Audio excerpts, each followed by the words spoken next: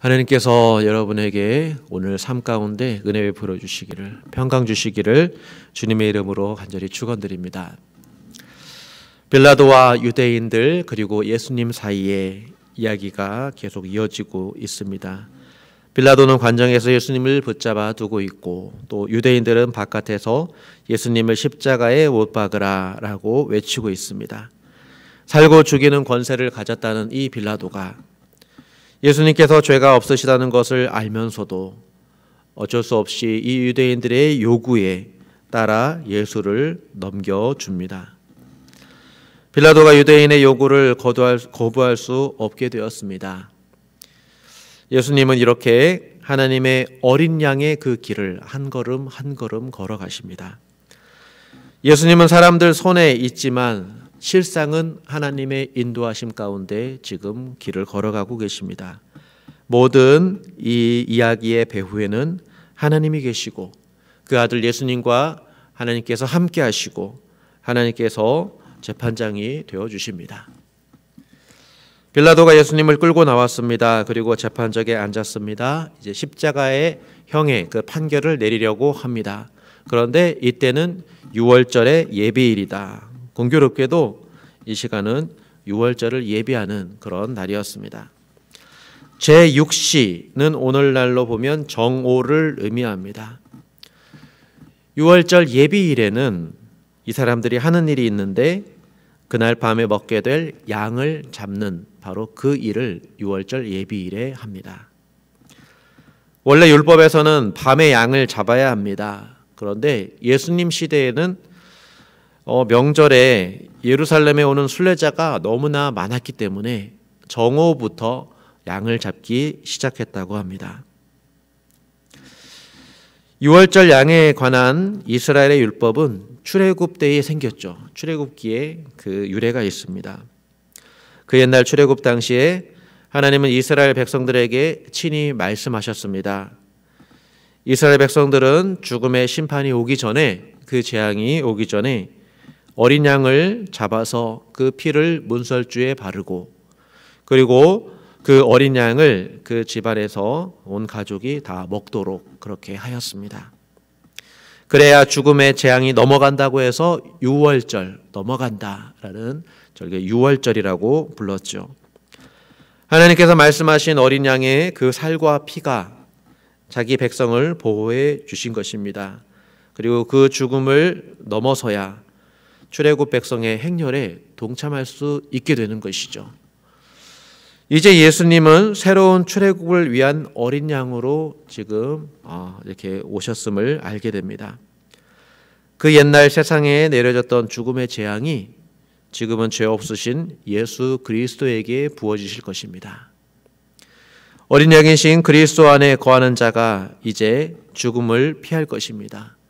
그리고 그 어린 양 예수 그리스도를 먹고, 그리고 그리스도 안에서 새 생명을 얻은 사람만이 새 언약 백성의 삶을 이제 시작하게 될 것입니다.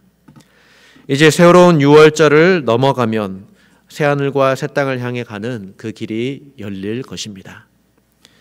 십자가의 판결은 바로 유월절 어린 양이 준비되는 바로 그 시간입니다. 빌라도는 유대인들에게 다시 한번 보라 너희의 왕이로다 라고 말하는데, 이제 유대인들은 더욱더 소리를 지르며 이 말에 자극을 받습니다. 빌라도는 조롱하는 것이죠. 왕의 모습이 아닌데 너희의 왕이다 라고 하면서 자극하니까 이 유대인들은 없애라, 십자가에 못 박게 해달라 라고 더욱더 소리를 지릅니다. 빌라도가 예수님을 자꾸 유대인의 왕, 너희의 왕 자꾸 이렇게 자극을 하니까 대제사장들이 놀라운 말을 합니다. 가이사 외에는 우리에게 왕이 없나이다. 대제사장이라면 하나님이 왕이죠. 하나님을 왕으로 섬기도록 세움받은 사람들이 대제사장입니다.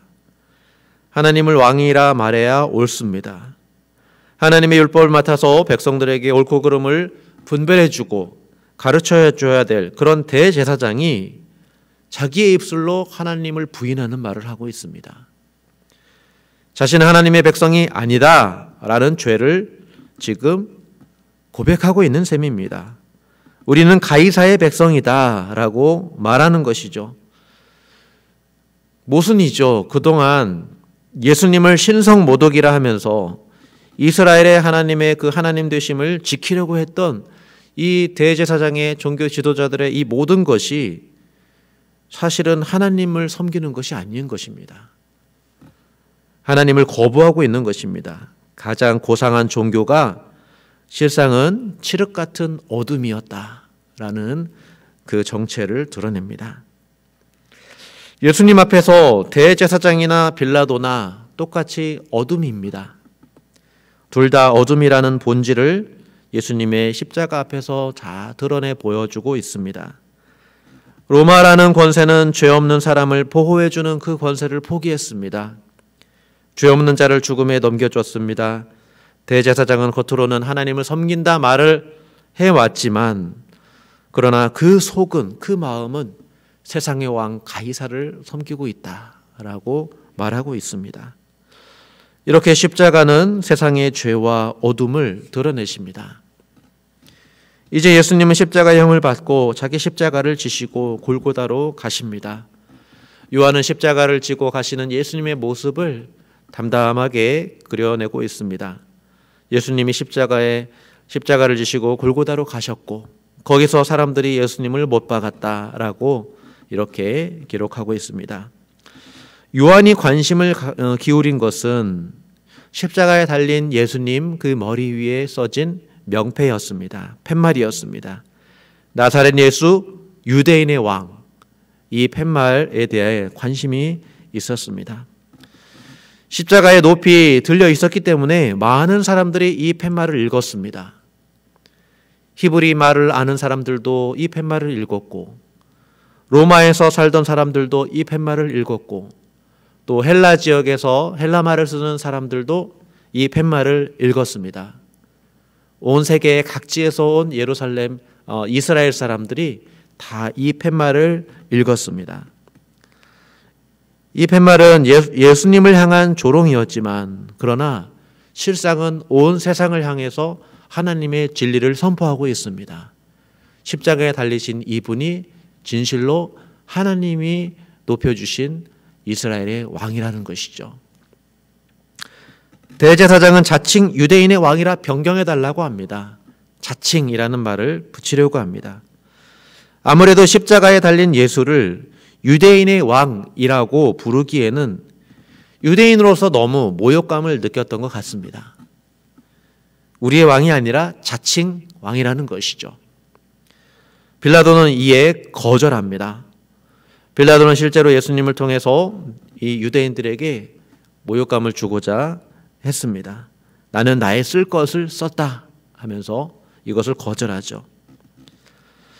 십자가 앞에 사람들은 각각 자기 마음대로 행동하고 있을지는 모르겠지만 그러나 모두 다 하나님의 뜻을 성취하는 그런 도구가 되어가고 있습니다.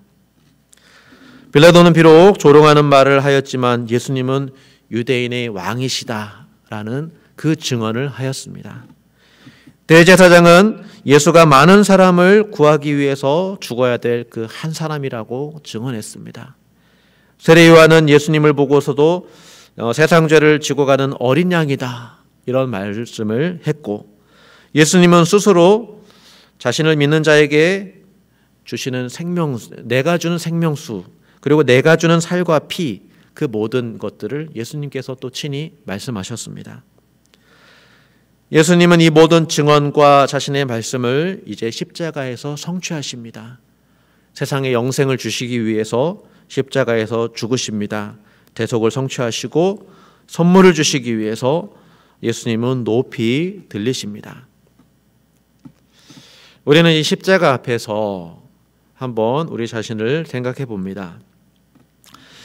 우리는 또 이 세상은 먼저 십자가 앞에서 자신의 어두움을 알게 됩니다. 다른 데에서는 알 수 없습니다. 오직 십자가 앞에서.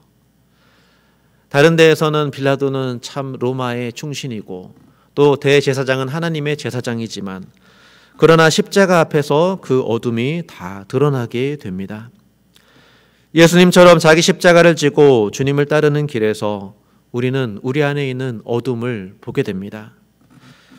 부자 청년이 재산을 팔고 나를 따르라는 주님의 말씀 앞에 자신의 어둠을 깨달았습니다. 진리이신 주님을 따르지 못하게 하는 내면의 어두움을 깨달은 것이죠.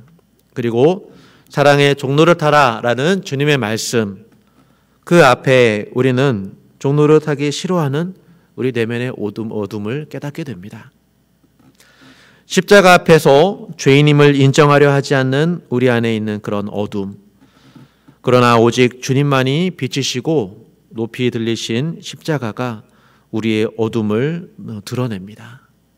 믿는 사람은 바로 이 십자가 앞에 우리의 죄를 인정하는 사람입니다. 그 죄를 인정할 때 주님께서 우리 안에 있는 어둠을 몰아내 주시는 것이죠. 우리를 깨끗게 해 주십니다. 우리는 그렇게 빛 가운데에 거할 때 우리 안에 있는 어둠을 이길 수 있습니다. 우리는 주님의 제자, 그렇게 될 수 있습니다. 베드로는 예수님의 십자가 앞에서 혈과 육으로 따를 수 없다는 것을 그렇게 우리에게 보여줍니다. 대제사장과 같이 종교적 율법주의자들도 겉모습은 경건한 듯하나 그러나 십자가 앞에서는 따르기를 거부하는 사람이 드러나는 것이죠. 우리는 십자가 앞에서 죄를 고백하고 인정해야만 예수님을 따를 수 있습니다. 죄를 고백하고 우리가 인정할 때 하나님은 우리를 용서해 주시고 또 고쳐주시고 제자된 삶을 살아갈 수 있도록 도와주십니다. 요한은 이 예수를 우리에게 믿으라 말씀합니다. 예수님을 믿고 영생을 얻으라 말씀합니다. 어린 양 되신 예수 그리스도의 그 십자가의 그 죽음을 믿고 주님을 따르라 영생을 얻으라 말씀합니다. 사랑하는 성도 여러분, 오늘도 이 예수님의 십자가 어린 양 되신 그 주님을 바라보며 이 우리가 믿는 주님이 바로 우리를 대속하신 하나님의 어린 양이심을 오늘 한번 묵상하시면서 이 십자가 앞에서 우리의 어둠을 몰아내 주시기를 기도하시고 우리를 어둠에서 빛 가운데로 인도하여 주시옵소서 기도하는 저와 여러분, 우리의 교회가 될 수 있도록 우리 될 수 있기를 주님의 이름으로 간절히 축원드립니다. 우리 함께 기도하겠습니다. 살아계신 하나님 아버지, 우리가 예수 그리스도의 십자가 앞에 나아갑니다. 우리 안에 있는 어둠, 우리가 죄인임을 십자가 앞에 고백합니다. 우리의 혈과 육으로는 주님을 따를 수 없음을 고백합니다. 하나님, 어린 양 되신 예수 그리스도의 십자가, 그 십자가를 우리가 믿고 의지하오니 아버지 우리에게 빛을 비춰주시고 어둠을 이기게 하여 주시고 어둠에서 벗어나 빛 가운데 행하는 주님의 참 제자 될 수 있도록 하나님 오늘도 저희들에게 성령 충만하게 하여 주시옵소서. 우리가 이 믿음 가지고 오늘 살아갈 때에 하나님 우리에게 평강 베풀어 주시기를 간절히 원하옵고 살아계신 우리 주 예수 그리스도의 이름으로 기도드립니다. 아멘.